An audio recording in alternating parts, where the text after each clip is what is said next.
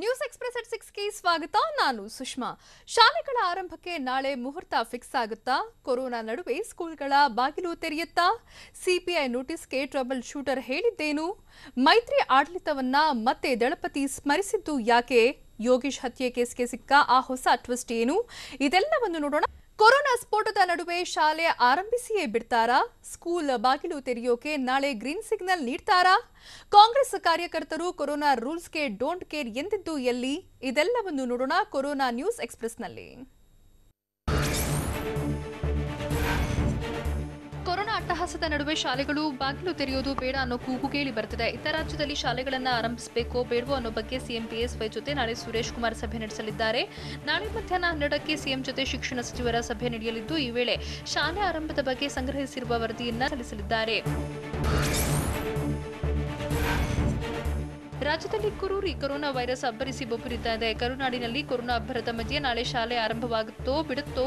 ರಾಜ್ಯದಲ್ಲಿ ಶಾಲೆ ಆರಂಭಿಸುವ ಬಗ್ಗೆ ನಾಳೆಯೇ ಸರ್ಕಾರ ಟೈಮ್ ಫಿಕ್ಸ್ ಮಾಡುತ್ತಾ ಅನ್ನೋದು ವಿದ್ಯಾರ್ಥಿಗಳು, ಪೋಷಕರಿಗೆ ಟೆನ್ಷನ್ ಆಗಿದೆ. ಶಾಲೆಗಳ ಬಾಗಿಲು ಓಪನ್ ಮಾಡೋ ಬಗ್ಗೆ ಸರ್ಕಾರ ತೆಗೆದುಕೊಳ್ಳುವ ನಿರ್ಧಾರವಾದ್ರೂ ಏನು? ಕೊರೋನಾ ಸೋಂಕು ಹೆಚ್ಚಾಗ್ತಿದ್ರು ಸ್ಕೂಲ್ ಓಪನ್ ಆಗುತ್ತಾ ಅನ್ನೋ ವಿಚಾರಕ್ಕೆ ನಾಳೆಯೇ ತೆರೆ ಬೀಳೋ ಸಾಧ್ಯತೆ ಇದೆ. ಹಲವು ರಾಜ್ಯಗಳಲ್ಲಿ ಕೊರೋನಾ ನಡುವೆ ಶಾಲೆಗಳ ಬಾಗಿಲು ತೆರೆದು ಕೈ ಸುಟ್ಟುಕೊಂಡಿದ್ದಾರೆ. ಇತರ ರಾಜ್ಯದಲ್ಲಿ ಶಾಲೆ ಆರಂಭಿಸುವ ಬಗ್ಗೆ ನಾಳೆಯೇ ಅಂತಿಮ ತೀರ್ಮಾನ ಹೊರಬೀಳೋ ಸಾಧ್ಯತೆ ಇದೆ. ಸ್ಕೂಲ್ ಆರಂಭಿಸುವ ಬಗ್ಗೆ ಒಂದು ಕಡೆ ಶಿಕ್ಷಣ ಸಚಿವ ಸುರೇಶ್ ಕುಮಾರ್ ಗೊಂದಲದಲ್ಲಿದ್ದಾರೆ. ಯಾಕಂದ್ರೆ ಶಾಲೆಗಳ ಆರಂಭದ ಬಗ್ಗೆ ಪೋಷಕರು, ಶಿಕ್ಷಣ ತಜ್ಞರಿಂದ ಪರ ವಿರೋಧ ವ್ಯಕ್ತವಾಗಿದೆ. ಕೆಲವರು ಶಾಲೆ ಆರಂಭಿಸಿ ಅಂದ್ರೆ ಹಲವರು ಶಾಲೆ ಬೇಡ ಅಂತಿದ್ದಾರೆ. ಹೀಗಾಗಿ ಶಾಲೆ ಆರಂಭಿಸಬೇಕು ಬೇಡವೋ ಅನ್ನೋದು ಗೊಂದಲದ ಗೂಡಾಗಿದೆ. ರಾಜ್ಯದಲ್ಲಿ ಶಾಲೆಗಳ ಬಾಗಿಲು ತೆರೆಯಬೇಕೋ ಬೇಡವೋ ಅನ್ನೋ ಬಗ್ಗೆ ಶಿಕ್ಷಣ ಸಚಿವ ಸುರೇಶ್ ಕುಮಾರ್ ತಜ್ಞರಿಂದ ಈಗಾಗಲೇ ಮಾಹಿತಿ ಕಲೆ ಹಾಕಿದ್ದಾರೆ. ಆದರೆ ಶಾಲೆ ಓಪನ್ ಮಾಡೋ ಬಗ್ಗೆ ವರದಿ ಇನ್ನೂ ಕೂಡ ಸಿಎಂ ಬಿಎಸ್ವೈ ಕೈ ಸೇರಿಲ್ಲ. ಇಷ್ಟು ದಿನಗಳು ಕಳೆದರೂ ಶಿಕ್ಷಣ ಇಲಾಖೆ ಸಿಎಂಗೆ ಸಂಗ್ರಹ ವರದಿ ಸಲ್ಲಿಸಿಲ್ವಂತೆ. ಆದ್ರೀಗ ನಾಳೆ ನಡೆಯಲಿರೋ ಸಭೆಯಲ್ಲಿ ಸಿಎಂ ಬಿಎಸ್ವೈಗೆ ಶಿಕ್ಷಣ ಸಚಿವರು ವರದಿ ಮಂಡನೆ ಮಾಡಲಿದ್ದಾರೆ. ಇದರ ಜೊತೆಗೆ ಶಾಲೆ ಆರಂಭದ ಬಗ್ಗೆ ಸಚಿವ ಸುರೇಶ್ ಕುಮಾರ್ ಸಿಎಂ ಹೆಗಲಿಗೆ ವಹಿಸುತ್ತಿದ್ದಾರೆ.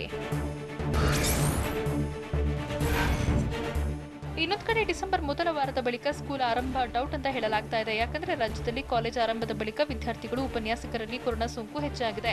ಕೊರೋನಾ ಕಾಲೇಜ್ ಆಗ್ತಿದ್ದಂತೆ ಸ್ಕೂಲ್ಗಳಿಗೂ ಟೆನ್ಷನ್ ಶುರುವಾಗಿದೆ. ಸ್ನಾತಕೋತ್ತರ ಕ್ಲಾಸ್ ಆರಂಭದ ಬೆನ್ನಲ್ಲೇ ಕೋವಿಡ್ ಆತಂಕ ಹೆಚ್ಚಳವಾಗಿದೆ. ಕಾಲೇಜು ಆರಂಭವಾದ 4 ದಿನಕ್ಕೆ ರಾಜ್ಯದಲ್ಲಿ ಶತಕ ದಾಟಿ ದೊಡ್ಡವರಿಗೆ ಸೋಂಕು ಹಬ್ಬಿರುವಾಗ ಮಕ್ಕಳ ಕಥೆ ಏನು? ಶಾಲೆ ಆರಂಭದ ಬಗ್ಗೆ ಸರ್ಕಾರ ಯಾವ ನಿರ್ಧಾರ ತೆಗೆದುಕೊಳ್ಳಲಿದೆ ಅನ್ನೋದು ಸದ್ಯದ ಕುತೂಹಲ. ದೇಶದಲ್ಲಿ ಕೊರೋನಾ ಅಟ್ಟಹಾಸ ಮೆರಿತಾ ಇದೆ. ಗುಜರಾತ್, ಹರಿಯಾಣದಲ್ಲೂ ಶಾಲೆ ಆರಂಭದ ಬಳಿಕ ಕೊರೋನಾ ಸ್ಫೋಟಗೊಂಡಿದೆ. ಗುಜರಾತ್ನಲ್ಲಿ ನಾಳೆ ಆರಂಭವಾಗಬೇಕಿದ್ದ ಶಾಲೆಗಳು, ಕಾಲೇಜುಗಳು ಪೋಸ್ಟ್ಪೋನ್ ಆಗಿವೆ. ಅಲ್ಲದೆ ಹರಿಯಾಣ ವಿದ್ಯಾರ್ಥಿಗಳಲ್ಲೂ ಕೊರೋನಾ ಸೋಂಕು ಹೆಚ್ಚಳವಾಗಿರುವುದರಿಂದ ನವೆಂಬರ್ 16ರಿಂದ ಆರಂಭವಾಗಿದ್ದ ಕಾಲೇಜು ಮತ್ತೆ ಲಾಕ್ ಆಗಿದೆ. ಆಂಧ್ರಪ್ರದೇಶ, ದೆಹಲಿಯಲ್ಲೂ ಕೊರೋನಾ ಹೆಚ್ಚಳವಾಗಿದೆ. ರಾಜ್ಯದಲ್ಲಿ ಚಳಿಗಾಲ ಆರಂಭವಾಗ್ತಿದ್ದಂತೆ ಸೋಂಕಿನ ಭೀತಿ ಶುರುವಾಗಿದ್ದು, ಹೀಗಾಗಿ ರಾಜ್ಯದಲ್ಲಿ ಡಿಸೆಂಬರ್ ಮೊದಲ ವಾರವೂ ಶಾಲೆ ಆರಂಭ ಡೌಟ್ ಅಂತ ಹೇಳಲಾಗ್ತಿದೆ. ದೇಶದಲ್ಲಿ ಕೊರೋನಾ ಅಬ್ಬರಿಸಿ ಬೊಬ್ಬರಿತಾ ಇದೆ. ಇತ್ತ ಕೊರೋನಾಗೆ ಲಸಿಕೆ ಯಾವಾಗ ಬರುತ್ತೆ ಅಂತ ಜನ ಎದುರು ನೋಡುತ್ತಿದ್ದಾರೆ. ಇನ್ನು ಕೋವ್ಯಾಕ್ಸಿನ್ ಲಸಿಕೆಯ 3ನೇ ಹಂತದ ಪ್ರಯೋಗ ನಡೀತಾ ಇದ್ದು, ಕೋವಿಡ್ ವಿರುದ್ಧ ಕೋವ್ಯಾಕ್ಸಿನ್ 60% ಪರಿಣಾಮಕಾರಿ ಅಂತ ಭಾರತ್ ಬಯೋಟೆಕ್ ಕಂಪನಿ ಮಾಹಿತಿ ನೀಡಿದೆ. ಈ ಮೂಲಕ ಇನ್ನೆರಡು-3 ತಿಂಗಳಲ್ಲಿ ಕೊರೋನಾಗೆ ಲಸಿಕೆ ಸಿಗೋ ಸುಳಿವು ಕೊಟ್ಟಿದೆ. ರಾಜ್ಯದಲ್ಲಿ ಕೊರೋನಾ ನಡುವೆ ಶಾಲೆಗಳ ಬಾಗಿಲು ಓಪನ್ ಮಾಡೇ ಬಿಡ್ತಾರಾ ಅನ್ನೋ ಆತಂಕ ಹೆಚ್ಚಾಗಿದೆ. ಇತ್ತ ಶಾಲೆಗಳನ್ನು ಆರಂಭಿಸೋಕೆ ಮಾಜಿ ಸಿಎಂ ಎಚ್ಡಿಕೆ ವಿರೋಧ ವ್ಯಕ್ತಪಡಿಸಿದ್ದಾರೆ. ರಾಜ್ಯದಲ್ಲಿ ತರಾತುರಿಯಲ್ಲಿ ಶಾಲೆ ಆರಂಭಿಸುವುದು ಬೇಡ. ಈಗಾಗಲೇ ರಾಜ್ಯದಲ್ಲಿ ಕಾಲೇಜುಗಳನ್ನು ಆರಂಭಿಸಿದ್ದಾರೆ. ಆದರೆ ವಿದ್ಯಾರ್ಥಿಗಳು ಕಾಲೇಜಿಗೆ ಹೋಗ್ತಿಲ್ಲ. ಹೀಗಾಗಿ ಸರ್ಕಾರ ಸೂಕ್ತ ಕ್ರಮಗಳನ್ನು ಕೈಗೊಳ್ಳಬೇಕು ಅಂತ ಬೆಂಗಳೂರಿನಲ್ಲಿ ಮಾಜಿ ಸಿಎಂ ಎಚ್ಡಿ ಕುಮಾರಸ್ವಾಮಿ ಆಗ್ರಹಿಸಿದರು. ಬಳ್ಳಾರಿ ಜಿಲ್ಲೆ ಹೊಸಪೇಟೆಯಲ್ಲಿ ಕಾಂಗ್ರೆಸ್ ಕಾರ್ಯಕರ್ತರ ಸಭೆಯಲ್ಲಿ ಕೋವಿಡ್ ನಿಯಮಕ್ಕೆ ತಿಲಾಂಜಲಿ ಹಾಡಲಾಗಿತ್ತು. ಕೆಪಿಸಿಸಿ ಅಧ್ಯಕ್ಷ ಡಿಕೆಶಿ ಸಭೆಗೆ ಆಗಮಿಸಿದ ವೇಳೆ ಕಾಂಗ್ರೆಸ್ ಕಾರ್ಯಕರ್ತರು ಅದ್ದೂರಿ ಸ್ವಾಗತ ಕೋರಿದ್ರು. ಈ ವೇಳೆ ದೈಹಿಕ ಅಂತರ ಮರೆತು ಮಾಸ್ಕ್ ಧರಿಸದೆ ಕೋವಿಡ್ ರೂಲ್ಸ್ ಬ್ರೇಕ್ ಮಾಡಿದ್ರು. ಇತ್ತ ಸಭೆಯಲ್ಲಿ ಕಾರ್ಯಕರ್ತರು ಮಾಸ್ಕ್ ಧರಿಸದೆ ಡೋಂಟ್ ಕೇರ್ ಅಂದ್ರು.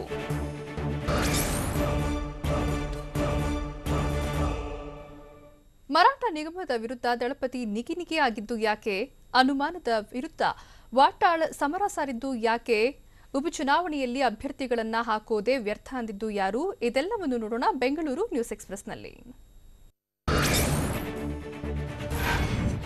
ಮರಾಠ ಅಭಿವೃದ್ಧಿ ನಿಗಮಕ್ಕೆ ವಿರೋಧ ಇಲ್ಲ ಅಂತ ಬೆಂಗಳೂರಿನಲ್ಲಿ ಮಾಜಿ ಸಿಎಂ ಎಚ್ಡಿ ಕುಮಾರಸ್ವಾಮಿ ಹೇಳಿದರು. ನಿಗಮ ರಚನೆ ಬಗ್ಗೆ ಸರಿಯಾದ ಮಾಹಿತಿ ಕೊಟ್ಟಿದ್ದರೆ ಈ ರೀತಿ ಗೊಂದಲಗಳು ಆಗ್ತಿರಲಿಲ್ಲ. ನಿಗಮ ಪ್ರಾಧಿಕಾರಗಳಿಂದ ಯಾವುದೇ ಪ್ರಯೋಜನ ಇಲ್ಲ. ನಮ್ಮ ಅವಧಿಯಲ್ಲಿ ಬ್ರಾಹ್ಮಣ, ಆರ್ಯ, ವೈಶ್ಯ ನಿಗಮ ರಚನೆ ಮಾಡಿದ್ವಿ. ಆದರೆ ನಿಗಮ ರಚನೆಯಿಂದ ಅನುಕೂಲವಾಗಲ್ಲ ಅಂತ ಹೇಳಿದರು. ಮರಾಠ ಲಿಂಗಾಯತ ಅಭಿವೃದ್ಧಿಗೆ ನಿಗಮ ಸ್ಥಾಪನೆ ಮಾಡಿರುವುದು ಸಾಕಷ್ಟು ವಿವಾದಕ್ಕೆ ಕಾರಣವಾಗಿದೆ. ಸರ್ಕಾರ ಓಲೈಕೆ ಮತಕ್ಕಾಗಿ ನಿಗಮ ಸ್ಥಾಪನೆಗೆ ಮುಂದಾಗಿದೆ. ಈ ನಿಗಮಗಳ ಸ್ಥಾಪನೆಯಿಂದ ಯಾವುದೇ ಪ್ರಯೋಜನ ಇಲ್ಲ ಅಂತ ಬೆಂಗಳೂರಿನಲ್ಲಿ ಮಾಜಿ ಸಿಎಂ ಎಚ್.ಡಿ. ಕುಮಾರಸ್ವಾಮಿ ಹೇಳಿದ್ರು. ಮೊದಲು ಒಕ್ಕಲಿಗ ಅಭಿವೃದ್ಧಿ ಪ್ರಾಧಿಕಾರ ಮಾಡಬೇಕಾಗಿತ್ತು. ಬೆಂಗಳೂರು ಭಾಗದಲ್ಲಿ ಒಕ್ಕಲಿಗರ ಜನಸಂಖ್ಯೆ ಹೆಚ್ಚಾಗಿದೆ. ಒಕ್ಕಲಿಗರು ಹಲವು ಕಾರ್ಖಾನೆಗಳಿಗೆ ಭೂಮಿ ನೀಡಿದ್ದಾರೆ. ಒಕ್ಕಲಿಗರಿಗೆ ಅಭಿವೃದ್ಧಿ ಪ್ರಾಧಿಕಾರ ಮಾಡಬೇಕಿತ್ತು ಅಂತ ಮಾಜಿ ಸಿಎಂ ಎಚ್.ಡಿ. ಕುಮಾರಸ್ವಾಮಿ ಆಗ್ರಹಿಸಿದ್ರು. ಪ್ರತಿ ವರ್ಷ ಕನ್ನಡ ರಾಜ್ಯೋತ್ಸವ ಆಚರಣೆಗೆ ನೀಡುತ್ತಿದ್ದ ಕೋಟಿ ಕೋಟಿ ರೂಪಾಯಿ ಅನುದಾನ ವಿತರಣೆಯಲ್ಲೂ ತಾರತಮ್ಯ ಮಾಡಲಾಗಿದೆ. ವಾಟಾಳ್ ನಾಗರಾಜ್ ಗೌರವಾಧ್ಯಕ್ಷತೆಗೆ 2016ರಿಂದ 2019ರವರೆಗೂ 2 ಕೋಟಿ 10 ಲಕ್ಷ ರೂಪಾಯಿ ಅನುದಾನ ರಿಲೀಸ್ ಮಾಡಿದ್ದಾರೆ. ಕನ್ನಡ ಮತ್ತು ಸಂಸ್ಕೃತಿ ಇಲಾಖೆ ಅನುದಾನ ಬಿಡುಗಡೆ ಮಾಡಿ ತಾರತಮ್ಯ ಮಾಡಿದೆ ಅಂತ ಇತರೆ ಕನ್ನಡ ಸಂಘಟನೆಗಳು ಆರೋಪ ಮಾಡಿವೆ. ಕನ್ನಡ ಸಂಘಟನೆಗಳಿಗೆ ರಾಜ್ಯ ಸರ್ಕಾರ ಅನುದಾನ ನೀಡಿದ ವಿಚಾರ ಸಾಕಷ್ಟು ಆಕ್ರೋಶಕ್ಕೆ ಕಾರಣವಾಗಿದೆ. ಸಿಎಂ ಬಿಎಸ್ವೈ ದ್ವೇಷಿ ಅಂತ ಕನ್ನಡ ಪರ ಹೋರಾಟಗಾರ ವಾಟಾಳ್ ನಾಗರಾಜ್ ಕಿಡಿಕಾರಿದ್ರು. ಸರ್ಕಾರದ ಅನುದಾನ ಮದುವೆ ಪ್ರೇಮ ವಿವಾಹಕ್ಕಲ್ಲ, ಕನ್ನಡ ರಾಜ್ಯೋತ್ಸವ ಆಚರಿಸೋಕೆ ಅನುದಾನ ಕೊಡ್ತಾರೆ. ಸಿಎಂ ಬಿಎಸ್ವೈ ಅನುದಾನ ಕೊಡಿ ಅಂದ್ರೆ ಕೊಡ್ಲಿಲ್ಲ. ಬಿಎಸ್ವೈ ಸರ್ಕಾರ ಅನುದಾನ ಕೊಟ್ಟಿಲ್ಲ ಅಂತ ಆಚರಣೆ ನಿಲ್ಲಿಸಿಲ್ಲ ಅಂತ ಆಕ್ರೋಶ ಹೊರಹಾಕಿದ್ರು. ಮರಾಠ ಅಭಿವೃದ್ಧಿ ನಿಗಮ ರಚನೆ ಖಂಡಿಸಿ ಕನ್ನಡಿಗರು ಆಕ್ರೋಶ ಹೊರಹಾಕ್ತಿದ್ದಾರೆ. ವಾಟಾಳ್ ನಾಗರಾಜ್ ಬಳಸಿರುವ ಭಾಷೆ ಎಂತದ್ದು, ಒಬ್ಬ ಸಿಎಂ ಬಗ್ಗೆ ಹೀಗೆ ಮಾತನಾಡಿದ್ರೆ ಅದು ಸರಿಯಲ್ಲ ಅಂತ ರೇಣುಕಾಚಾರ್ಯ ಕಿಡಿಕಾರಿದ್ರು. ಮನಮೋಹನ್ ಸಿಂಗ್ ಪ್ರಧಾನಿಯಾಗಿದ್ದಾಗ ಬಿಎಸ್ವೈ ಕನ್ನಡಕ್ಕೆ ಶಾಸ್ತ್ರೀಯ ಸ್ಥಾನಮಾನ ಸಿಗುವ ಹಾಗೆ ಮಾಡಿದ್ರು. ವಾಟಾಳ್ ನಾಗರಾಜ್ ನಾಲಿಗೆಯ ಮೇಲೆ ಹಿಡಿತವಿರಲಿ, ಕನ್ನಡ ಭಾಷೆಯ ಬಗ್ಗೆ ಅವರಿಗಷ್ಟೇ ಅಭಿಮಾನ ಇರೋದಾ ಅಂತ ರೇಣುಕಾಚಾರ್ಯ ಕುಟುಕಿದ್ರು. ರೋಲ್ ಕಾಲ್ ಹೋರಾಟಗಾರರಿಗೆ ಸಿಎಂ ಹೆದರಬೇಕಿಲ್ಲ ಎಂಬ ಶಾಸಕ ಬಸನಗೌಡ ಪಾಟೀಲ್ ಯತ್ನಾಳ್ ಹೇಳಿಕೆಗೆ ಶಾಸಕ ಎಂಪಿ ರೇಣುಕಾಚಾರ್ಯ ಬೆಂಬಲ ಸೂಚಿಸಿದ್ದಾರೆ. ಶಾಸಕ ಯತ್ನಾಳ್ ಹೇಳಿಕೆಯನ್ನ ನಾನು ಸಮರ್ಥಿಸಿಕೊಳ್ಳುವೆ. ಯತ್ನಾಳ್ ಹೇಳಿದ್ರಲ್ಲಿ ತಪ್ಪೇನಿದೆ ಅಂತ ಕನ್ನಡದ ಬಗ್ಗೆ ಸಿಎಂ ಬದ್ಧತೆಯನ್ನ ಪ್ರಶ್ನಿಸುವ ನೈತಿಕತೆ ಯಾರಿಗೂ ಇಲ್ಲ ಅಂತ ಬೆಂಗಳೂರಿನಲ್ಲಿ ಶಾಸಕ ರೇಣುಕಾಚಾರ್ಯ ಹೇಳಿದರು. ಬೆಳಗಾವಿ ಮಸ್ಕಿ ಬಸವ ಕಲ್ಯಾಣ ಉಪಚುನಾವಣೆ ಕ್ಷೇತ್ರದಲ್ಲಿ ಜೆಡಿಎಸ್ ಅಭ್ಯರ್ಥಿಗಳನ್ನ ಹುಡುಕೋದು ವ್ಯರ್ಥ ಅಂತ ಬೆಂಗಳೂರಿನಲ್ಲಿ ಮಾಜಿ CM H D. Kumaraswamy bomb ಸಿಡಿಸಿದ್ರು. By ಎಲೆಕ್ಷನ್ನಲ್ಲಿ ವ್ಯರ್ಥ ಕಸರತ್ತು ಮಾಡುವುದು ಸರಿಯಲ್ಲ. ಈಗಿರುವ ವ್ಯವಸ್ಥೆಯಲ್ಲಿ ಬಿಜೆಪಿ ಎದುರಿಸುವುದು ಕಷ್ಟ. ಆಯಾ ಕ್ಷೇತ್ರಗಳ ಜೆಡಿಎಸ್ ಮುಖಂಡರ ಜೊತೆ ಚರ್ಚಿಸುತ್ತೇನೆ. ಚರ್ಚಿಸಿದ ಬಳಿಕ ಅಭ್ಯರ್ಥಿ ಹಾಕುವ ಬಗ್ಗೆ ನಿರ್ಧಾರ ಮಾಡ್ತೀನಿ ಅಂತ ಬೆಂಗಳೂರಿನಲ್ಲಿ ಮಾಜಿ ಸಿಎಂ ಎಚ್.ಡಿ.ಕೆ ಹೇಳಿದರು.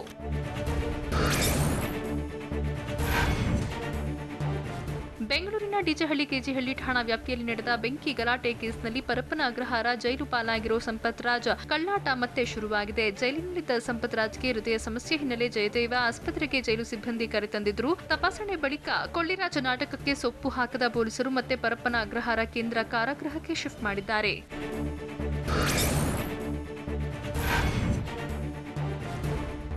ಬೆಂಗಳೂರಿನಲ್ಲಿ ಅಕ್ರಮವಾಗಿ ಸಾಗಿಸುತ್ತಿದ್ದ 6.55 ಕೆಜಿ ಚಿನ್ನಾಭರಣ ಜಪ್ತಿ ಕೇಸ್ ಟ್ವಿಸ್ಟ್ ಪಡ್ಕೊಳ್ತಿದೆ. ಯಾವುದೇ ದಾಖಲೆ ಇಲ್ಲದೆ ಚಿನ್ನಾಭರಣವನ್ನ ಕೊರಿಯರ್ ಮಾಡಿದ ಹಿನ್ನೆಲೆ ಮಹೇಂದ್ರ ಸಿಂಗ್ಗೆ ನೋಟಿಸ್ ನೀಡುವುದಕ್ಕೆ ಸಿದ್ಧತೆ ನಡೆಸಲಾಗಿದೆ. ಇನ್ನು ಎಸ್ಎಸ್ ಜ್ಯುವೆಲರ್ಸ್ನ ಮಾಲೀಕ ಮಹೇಂದ್ರ ಸಿಂಗ್ನನ್ನ ಬೆಂಗಳೂರಿನ ಸಿಟಿ ಮಾರ್ಕೆಟ್ ಠಾಣೆ ಪೊಲೀಸರು ವಿಚಾರಣೆ ನಡೆಸುವ ಸಾಧ್ಯತೆ ಇದೆ. ಯಾವುದೇ ದಾಖಲೆ ಇಲ್ಲದೆ ಮುಂಬೈನಿಂದ ಬೆಂಗಳೂರಿಗೆ ಗ್ರಾಹಕರಿಗೆ ಆಭರಣ ತೋರಿಸುವುದಕ್ಕೆ ಕೊರಿಯರ್ ಮಾಡಿದ್ರು.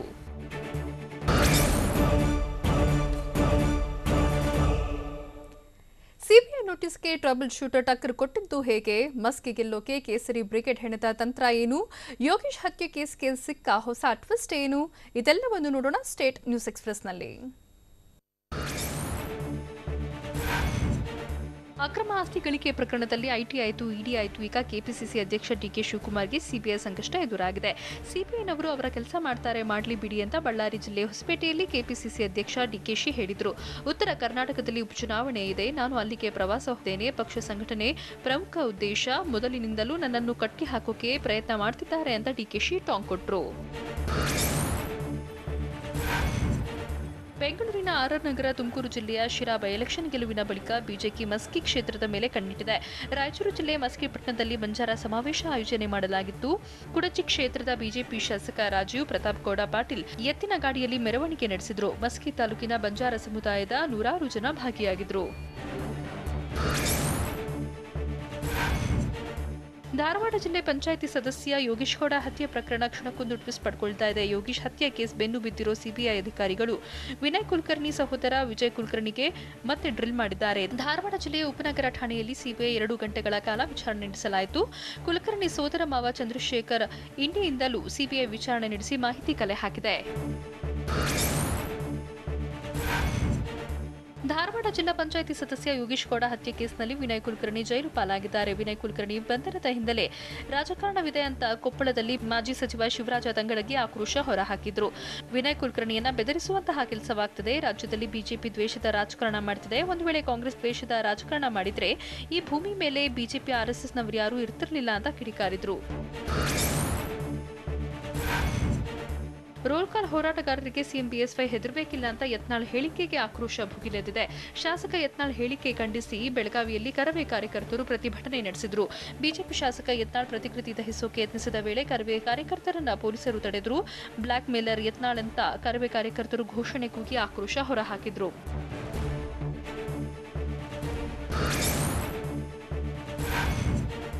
ಸಿಎಂ ಬಿಎಸ್ವೈಗೆ ದತ್ತಾತ್ರೇಯನ ಶಾಪ ಇದೆ ಅಂತ ಚಿಕ್ಕಮಗಳೂರಿನಲ್ಲಿ ಶ್ರೀರಾಮ ಸೇನೆ ರಾಜ್ಯ ಕಾರ್ಯಾಧ್ಯಕ್ಷ Gangadhara Kulkarni bomb ಸಿಡಿಸಿದ್ದಾರೆ. BSY CM ಆದರೆ ದತ್ತಪೀಠಕ್ಕೆ ಮಾಲೆ ಹಾಕಿಕೊಂಡು ಬರೋದಾಗಿ ಹೇಳಿದ್ರು.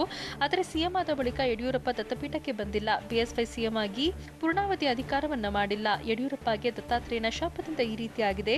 ಶಾಪ ವಿಮೋಚನೆ ಆಗಬೇಕಾದ್ರೆ ಬಿಎಸ್ವೈ ದತ್ತಪೀಠಕ್ಕೆ ಬರಬೇಕು ಅಂತ ಚಿಕ್ಕಮಗಳೂರಿನಲ್ಲಿ ಕಾರ್ಯಾಧ್ಯಕ್ಷ ಗಂಗಾಧರ ಕುಲಕರ್ಣಿ ಹೇಳಿದ್ರು.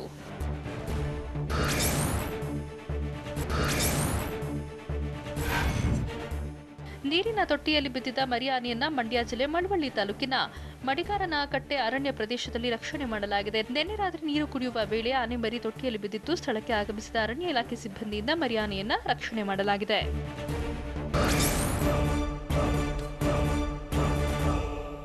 ಮೈತ್ರಿ ಆಡಳಿತವನ್ನ ಮತ್ತೆ ದಳಪತಿ ಸ್ಮರಿಸಿದ್ದು ಯಾಕೆ? ಕರುನಾಡ ಬಂದ್ ವಿರುದ್ಧ ಆಕ್ರೋಶದ ಕಿಚ್ಚು ಜ್ವಲಿಸಿದ್ದು ಹೇಗೆ? ಮನೆ ಮುಂದೆ ನಿಲ್ಲಿಸಿದ್ದ ಕಾರನ್ನೇ ಖದೀಮರು ಎಗರಿಸಿದ್ದು ಹೇಗಿತ್ತು? ಇದೆಲ್ಲವನ್ನು ನೋಡೋಣ ಸಮಗ್ರ ಕರ್ನಾಟಕ ನ್ಯೂಸ್ ಎಕ್ಸ್‌ಪ್ರೆಸ್‌ನಲ್ಲಿ.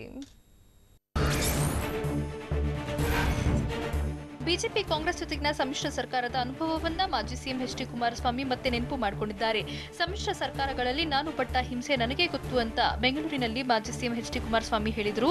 ಎರಡು ಸಮ್ಮಿಶ್ರ ಸರ್ಕಾರಗಳಲ್ಲೂ ಅಭಿವೃದ್ಧಿಗೆ ಅವಕಾಶ ಸಿಗಲಿಲ್ಲ. ಚುನಾವಣೆಗೆ ಮುನ್ನ 15 ಲಕ್ಷ ಮನೆ ಕಟ್ಟಿಸಿಕೊಡೋ ಭರವಸೆ ಕಾಂಗ್ರೆಸ್ ನೀಡಿತ್ತು. ಮನೆ ಕಟ್ಟೋಕೆ ಹಣ ನೀಡಲಾಗಲಿಲ್ಲ. ನಾನು ಬಿಜೆಪಿ ಹಾಗೂ ಕಾಂಗ್ರೆಸ್ ಬೆಂಬಲದಿಂದ ಸಿಎಂ ಆಗಿದ್ದೆ. ಆ ಅವಧಿಯಲ್ಲಿ ಪಟ್ಟ ಕಷ್ಟ ನನಗೆ ಗೊತ್ತು ಅಂತ ಎಚ್ಡಿಕೆ ಹಳೆ ದಿನಗಳನ್ನ ಸ್ಮರಿಸಿದ್ರು. ಮಂಡ್ಯ ಡಿಸಿಸಿ ಬ್ಯಾಂಕ್ ಚುನಾವಣೆಯಲ್ಲಿ ಬಿಜೆಪಿ ಜೆಡಿಎಸ್ ಮೈತ್ರಿಗೆ ಸಿದ್ದರಾಮಯ್ಯ ಟೀಕಿಸಿರೋದಕ್ಕೆ ಮಾಜಿ ಸಿಎಂ ಎಚ್ಡಿಕೆ ತಿರುಗೇಟು ನೀಡಿದ್ರು. ಇನ್ನು ಚಾಮರಾಜನಗರ, ಮೈಸೂರು, ನವಲಗುಂದದಲ್ಲಿ ಕಾಂಗ್ರೆಸ್ ಕೂಡ ಮೈತ್ರಿ ಮಾಡಿಕೊಂಡಿದೆ. ಸಿದ್ದರಾಮಯ್ಯ ಅವರದ್ದು ಸಮಯ ಸಾಧಕ ರಾಜಕಾರಣವಲ್ವಾ ಅಂತ ಎಚ್ಡಿಕೆ ಪ್ರಶ್ನೆ ಮಾಡಿದ್ರು. ಕಾಂಗ್ರೆಸ್ ಕೂಡ ಅಧಿಕಾರ ಹಿಡಿದುಕೊಂಡು ಹೋಗುತ್ತೆ, ಎಲ್ಲದಕ್ಕೂ ಅನುಕೂಲ ರಾಜಕಾರಣವೇ ಎಂದ ಎಚ್ಡಿಕೆ ಕಿಡಿಕಾರಿದ್ರು. ಮರಾಠ ಅಭಿವೃದ್ಧಿ ನಿಗಮ ವಿರೋಧಿಸಿ ಡಿಸೆಂಬರ್ 5ರಂದು ಕರ್ನಾಟಕ ಬಂದ್ಗೆ ಕರೆ ನೀಡಿರುವುದು ಜನರ ಆಕ್ರೋಶಕ್ಕೆ ಕಾರಣವಾಗಿದೆ. ಕನ್ನಡ ಪರ ಸಂಘಟನೆಗಳ ಬಂದ್ ಕರೆ ವಿರೋಧಿಸಿ ವಿಜಯಪುರ ನಗರದ ಸಿದ್ದೇಶ್ವರ ದೇವಸ್ಥಾನದ ಬಳಿ ಪ್ರತಿಭಟನೆ ನಡೆಸಲಾಯಿತು. ಸ್ವಾಮಿ ವಿವೇಕಾನಂದ ಸೇನೆ, ಹಿಂದೂ ಪರ ಸಂಘಟನೆ, ಯತ್ನಾಳ್ ಅಭಿಮಾನಿಗಳ ಸಂಘ ಆಕ್ರೋಶ ಹೊರಹಾಕಿದ್ರು. ಕಾಂಗ್ರೆಸ್ ಪಕ್ಷದ ಸ್ಥಿತಿ ಸದ್ಯ ಮುಳುಗುವ ಹಡಗಿನಂತಾಗಿದೆ ಅಂತ ರಾಯಚೂರು ಜಿಲ್ಲೆ ಮಸ್ಕಿಯಲ್ಲಿ ಶಾಸಕ ರಾಜೀವ್ ಕಿಡಿಕಾರಿದ್ರು. ಸ್ವಾತಂತ್ರ್ಯದ ನಂತರ ಕಾಂಗ್ರೆಸ್ ಪಕ್ಷ 60 ವರ್ಷ ದೇಶ ಆಳಿದೆ. ದೇಶ ಆಳಿದ ಕಾಂಗ್ರೆಸ್ಗೆ ದೇಶಪ್ರೇಮ ಹುಟ್ಟು ಹಾಕಲಾಗಿಲ್ಲ. ದೇಶದಲ್ಲಿ ರಾಜಕೀಯವನ್ನ ಕಾಂಗ್ರೆಸ್ ಪಕ್ಷ ಮಾರಾಟಕ್ಕಿಟ್ಟಿದೆ. ಹೀಗಾಗಿ ಕಾಂಗ್ರೆಸ್ ಸ್ಥಿತಿ ಸದ್ಯ ಮುಳುಗುವ ಹಡಗಿನಂತಿದೆ ಅಂತ ಶಾಸಕ ರಾಜೀವ್ ವಾಗ್ದಾಳಿ ನಡೆಸಿದ್ರು. ಬೆಂಗಳೂರಿನ ಯಲಹಂಕ ತಾಲೂಕಿನ ನಾಗೇನಹಳ್ಳಿ ಗೇಟ್ ಬಳಿ ಕಾರು ಚಾಲಕನೊಬ್ಬ ದುಂಡಾವರ್ತನೆ ತೋರಿದ್ದಾನೆ. ಜಾಗವಿಲ್ಲದಿದ್ರೂ ರಸ್ತೆಯಲ್ಲಿ ಕಾರು ಚಲಾಯಿಸಿ ಮತ್ತೊಂದು ಕಾರಿಗೆ ಗುದ್ದಿದ್ದಾನೆ. ಬಳಿಕ ರಿವರ್ಸ್ ತೆಗೆದುಕೊಳ್ಳುವಾಗ ಮಹಿಳೆಗೂ ಕಾರನ್ನ ಡಿಕ್ಕಿ ಹೊಡೆಸಿದ್ದಾನೆ. ನಂತರ ದುಂಡಾವರ್ತನೆ ತೋರಿದ ಚಾಲಕನನ್ನ ತಡೆಯೋಕೆ ಮತ್ತೊಬ್ಬ ಯತ್ನಿಸಿ ಬ್ಯಾನೆಟ್ ಮೇಲೆ ಹತ್ತಿದ್ದು ಕಾರಿನ ವೇಗಕ್ಕೆ ರಸ್ತೆ ಮೇಲೆ ಬಿದ್ದಿದ್ದಾನೆ. ಅದೃಷ್ಟವಶಾತ್ ಅಪಾಯವಾಗಿಲ್ಲ. ಗದಗ ಜಿಲ್ಲೆ ಶಿರಹಟ್ಟಿ ತಾಲೂಕಿನ ಬನ್ನಿಕೊಪ್ಪ ಗ್ರಾಮದಲ್ಲಿ ಬಾವಿಗೆ ಬಿದ್ದಿದ್ದ ಬೆಕ್ಕೊಂದನ್ನ ರೈತ ರಕ್ಷಿಸಿದ್ದಾನೆ. ಪ್ರಾಣದ ಹಂಗು ತೊರೆದು ಬಾವಿಗಿಳಿದ ರೈತ ಮಹಾಂತೇಶ್ ಬಾವಿಯೊಳಗೆ ಸಿಲುಕಿ ಮೇಲೆ ಬರೋಕೆ ಆಗದೆ ಕಿರಿಸುತ್ತಿದ್ದ ಬೆಕ್ಕನ್ನ ಕಾಪಾಡಿದ್ದಾನೆ. ಕಳೆದ 3 ದಿನಗಳ ಹಿಂದೆ ಬೆಕ್ಕು ಬಾವಿಗೆ ಬಿದ್ದಿದ್ದು ರಕ್ಷಣೆ ಮಾಡಿದ ವಿಡಿಯೋ ವೈರಲ್ ಆಗಿದೆ. ರೈತನ ಕಾರ್ಯಕ್ಕೆ ಮೆಚ್ಚುಗೆ ವ್ಯಕ್ತವಾಗಿದೆ. ಮನೆ ಮುಂದೆ ನಿಲ್ಲಿಸಿದ 2 ಕಾರುಗಳನ್ನು ಖದೀಮರು ಕದ್ದೊಯ್ದಿರುವ ಘಟನೆ ಬೆಳಗಾವಿ ಜಿಲ್ಲೆ ಸದಾಶಿವನಗರದಲ್ಲಿ ನಡೆದಿದೆ. ಸದಾಶಿವನಗರದ ನಿವಾಸಿ ಬೆಲ್ಲದ ಅನ್ನೋರು ಕಾರು ಎಸ್ಕೇಪ್ ಮಾಡಿದ್ರೆ, ರಾಮತೀರ್ಥ ನಗರದಲ್ಲಿ ಅನಿಲ್ ಪಾಟೀಲ್ ಕಾರಿಗೆ ಕನ್ನ ಹಾಕಿದ್ದಾರೆ. ಕಾರು ಕಳ್ಳತನ ಮಾಡುತ್ತಿರುವ ದೃಶ್ಯ ಸಿಸಿಟಿವಿ ಕ್ಯಾಮೆರಾದಲ್ಲಿ ಸೆರೆಯಾಗಿದೆ. ಮಾಳಭಾರತಿ ಪೊಲೀಸ್ ಠಾಣಾ ವ್ಯಾಪ್ತಿಯಲ್ಲಿ ಪ್ರಕರಣ ದಾಖಲಾಗಿದೆ. ಮೈಸೂರಿನ ಮಾತೃಮಂಡಳಿ ಸರ್ಕಲ್ನಲ್ಲಿರೋ ಟೀ ಅಂಗಡಿಯಲ್ಲಿ hat trick hero Shivraj Kumar tea ಸೇವಿಸಿದ್ದಾರೆ. ಮುಖಕ್ಕೆ ಮಾಸ್ಕ್ ಧರಿಸಿ ಕಾರಿನಿಂದ ಸರಳವಾಗಿ ಇಳಿದ ಶಿವಣ್ಣ ಅಭಿಮಾನಿಗಳ ಜೊತೆ ಕೂತು ಟೀ ಸೇವಿಸಿ ಸರಳತೆ ಮೆರೆದಿದ್ದಾರೆ. ಮಂತ್ರಾಲಯದ ರಾಘವೇಂದ್ರ ಸ್ವಾಮಿ ಸನ್ನಿಧಾನದಲ್ಲಿ ಗುರುರಾಯರಿಗೆ ವಿಶೇಷ ಮಹಾಮಂಗಳಾರತಿ ಬೆಳಗಲಾಗಿದೆ. ತುಂಗಭದ್ರಾ ಪುಷ್ಕರದ ಅಂಗವಾಗಿ ಮಂತ್ರಾಲಯದ ಪೀಠಾಧಿಪತಿ ಸುಬುಧೇಂದ್ರ ತೀರ್ಥ ಸ್ವಾಮೀಜಿ ರಾಯರಿಗೆ ಪೂಜೆ ಸಲ್ಲಿಸಿದ್ರು. ಬೃಂದಾವನಕ್ಕೆ ಕಾರ್ತಿಕ ಮಾಸದ ಪ್ರಯುಕ್ತ ಆರತಿ ಬೆಳಗಲಾಗಿದೆ. ರಾಘವೇಂದ್ರ ಸ್ವಾಮೀಜಿಗಳಿಗೆ ಸಲ್ಲಿಸಿದ ವಿಶೇಷ ಪೂಜೆಯನ್ನ ಭಕ್ತರು ಕಣ್ತುಂಬಿಕೊಂಡ್ರು.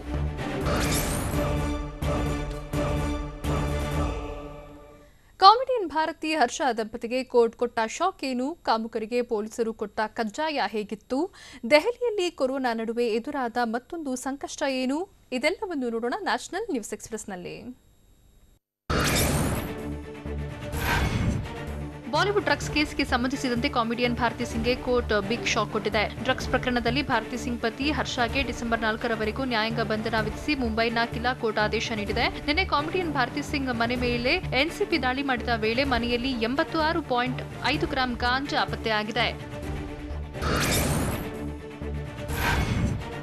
ಬಾಲಿವುಡ್ ಡ್ರಗ್ಸ್ ಕೇಸ್ನಲ್ಲಿ ಜೈಲು ಪಾಲಾಗಿರೋ ಕಾಮಿಡಿಯನ್ ಭಾರತಿ ಸಿಂಗ್ ಪತಿ ಹರ್ಷ ಜಾಮೀನಿಗಾಗಿ ಕೋರ್ಟ್ನಲ್ಲಿ ಅರ್ಜಿ ಸಲ್ಲಿಸಿದ್ದಾರೆ. ನಾಳೆ ಕೋರ್ಟ್ನಲ್ಲಿ ಜಾಮೀನು ಅರ್ಜಿ ವಿಚಾರಣೆ ನಡೆಯುವ ಸಾಧ್ಯತೆ ಇದೆ. ಡ್ರಗ್ಸ್ ಕೇಸ್ನಲ್ಲಿ ಲಾಕ್ ಆಗಿರೋ ಭಾರತಿ ಹರ್ಷ ದಂಪತಿಗೆ ಬೇಲ್ ಸಿಗುತ್ತೋ, ಜೈಲೇ ಗತಿಯಾಗುತ್ತೋ ಅನ್ನೋದು ಸಾಕಷ್ಟು ಕುತೂಹಲ ಮೂಡಿಸಿದೆ. ಎನ್ಸಿಬಿ ವಿಚಾರಣೆ ವೇಳೆ ಗಾಂಜಾ ಸೇವನೆ ಬಗ್ಗೆ ತಪ್ಪೊಪ್ಪಿಕೊಂಡಿರೋದ್ರಿಂದ ನಿನ್ನೆ ಭಾರತಿ ಸಿಂಗ್ನ ಎನ್ಸಿಬಿ ಅಧಿಕಾರಿಗಳು ಲಾಕ್ ಮಾಡಿದ್ರು. ಚಲಿಸುತ್ತಿದ್ದ ಖಾಸಗಿ ಬಸ್ ನಡು ರೋಡ್ನಲ್ಲಿ ಧಗಧಗನೆ ಹೊತ್ತಿ ಉರಿತಿರುವ ಘಟನೆ ಮುಂಬೈನಲ್ಲಿ ನಡೆದಿದೆ. ವಾಣಿಜ್ಯ ನಗರಿ ಮುಂಬೈ ಸಿಯಾನ ಪನ್ವೇಲ್ ಹೆದ್ದಾರಿಯಲ್ಲಿ ದುರಂತ ಸಂಭವಿಸಿದೆ. ಶಾರ್ಟ್ ಸರ್ಕ್ಯೂಟ್ನಿಂದ ಅವಘಡ ಸಂಭವಿಸಿದೆ ಅಂತ ಹೇಳಲಾಗ್ತಿದೆ. ಚಾಲಕನ ಸಮಯ ಪ್ರಜ್ಞೆಯಿಂದ ದುರಂತ ತಪ್ಪಿದ್ದು ಎಲ್ಲರೂ ಪ್ರಾಣಾಪಾಯದಿಂದ ಪಾರಾಗಿದ್ದಾರೆ.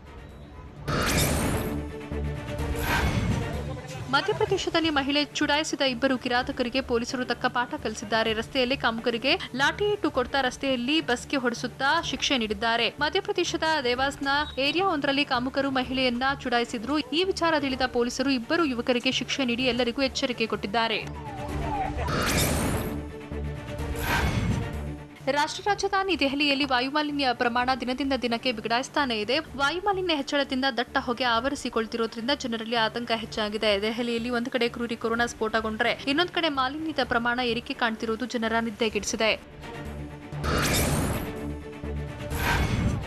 ಉತ್ತರ ಪ್ರದೇಶದಲ್ಲಿ ಕುಡಿಯುವ ನೀರಿನ ಯೋಜನೆಗಳಿಗೆ ಪ್ರಧಾನಿ ಮೋದಿ ಶಿಲಾನ್ಯಾಸ ನೆರವೇರಿಸಿದ್ರು. ವಿಡಿಯೋ ಕಾನ್ಫರೆನ್ಸ್ ಮೂಲಕ ಒಟ್ಟು 23 ಯೋಜನೆಗಳಿಗೆ ಪ್ರಧಾನಿ ನರೇಂದ್ರ ಮೋದಿ ಚಾಲನೆ ಕೊಟ್ಟರು. ಸೋನಭದ್ರದಲ್ಲಿ 14, ಮಿರ್ಜಾಪುರದಲ್ಲಿ 9 ಯೋಜನೆಗಳಿಗೆ ಹಸಿರು ನಿಶಾನೆ ತೋರಿದ್ರು. ವಿಡಿಯೋ ಕಾನ್ಫರೆನ್ಸ್ ಮೂಲಕ ಪ್ರಧಾನಿ ಮೋದಿ ಶಿಲಾನ್ಯಾಸ ನೆರವೇರಿಸಿ ಹಳ್ಳಿಗಳ ಜನರ ಜೊತೆ ಸಂವಾದ ನಡೆಸಿದ್ರು. ಭಾರತ ಮತ್ತು ಚೀನಾ ನಡುವೆ ಗಡಿ ವಿವಾದ ಬೂದಿ ಮುಚ್ಚಿದ ಕೆಂಡದಂತೆ ಇದೆ. ಇದರ ನಡುವೆ ಭಾರತ, ಸಿಂಗಾಪುರ್, ಥೈಲ್ಯಾಂಡ್ ನೌಕಾಪಡೆ ಜಂಟಿ ಸಮರಾಭ್ಯಾಸ ನಡೆಸಿವೆ. ಅಂಡಮಾನ್ ನಿಕೋಬಾರ್ ದ್ವೀಪ ಸಮೂಹದಲ್ಲಿ ನಿನ್ನೆ ನೌಕಾಪಡೆಗಳು ಸಮರಾಭ್ಯಾಸ ನಡೆಸಿ ಚೀನಾಗೆ ಎಚ್ಚರಿಕೆ ರವಾನಿಸಿವೆ.